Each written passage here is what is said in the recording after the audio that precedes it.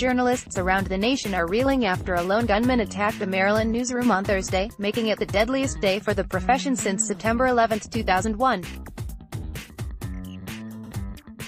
Suspect is in custody following the shooting at the Capital Gazette office in Annapolis. A reporter who was in the newsroom at the time said the gunman shot through a glass door before opening fire on the reporter's colleagues, killing at least 5 people and injuring several more. Police have not yet given a concrete motive, but the massacre already serves as a grim marker for the field of journalism. Prior to Thursday's attack, at least 32 journalists and media staff had been killed in the U.S. since 1990, according to the International Federation of Journalists. 8 died on 9/11, though only photojournalist Bill Biggert, who was struck by falling debris while taking pictures of the World Trade Center's collapse, was killed while covering the events of that day.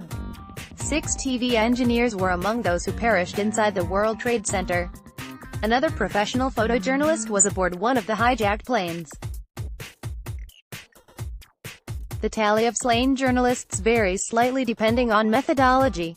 The Committee to Protect Journalists counts Biggert as the lone journalist death on 9/11. According to CPJ, the previous deadliest day for journalists in the past quarter-century came in 2015, when WDBJ-TV reporter Allison Parker and cameraman Adam Ward were killed by a former coworker during an on-air interview.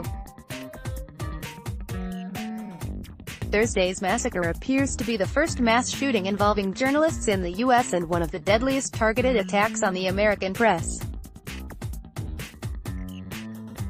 A bombing at the Los Angeles Times building in 1910 killed 21 people, though it wasn't clear that the pro-union perpetrators intended to kill reporters. Although we don't yet know if the gunman in Annapolis chose to target the Capital Gazette newsroom out of a broader animosity for the media, the killings come at a time of escalating antagonism toward the press, often at the urging of those in the highest ranks of power. We've seen a lot of threats against journalists over the past 2 years. We've seen a lot of chilling statements from politicians, especially President Donald Trump, demonizing the press, said Peter Stern, a senior reporter for Freedom of the Press Foundation and managing editor of the U.S. Press Freedom Tracker, a project that has been documenting hostility against journalists in the past few years.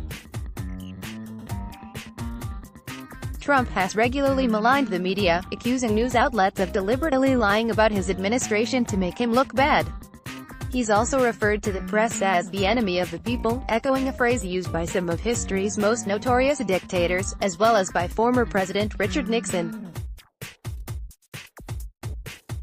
That sort of language has become common fare for Trump and many of his supporters, and as any reporter who's been online in the past 3 years can attest, it's not unusual for the criticism to boil over into more violent threats. But the attacks on the media haven't only been rhetorical.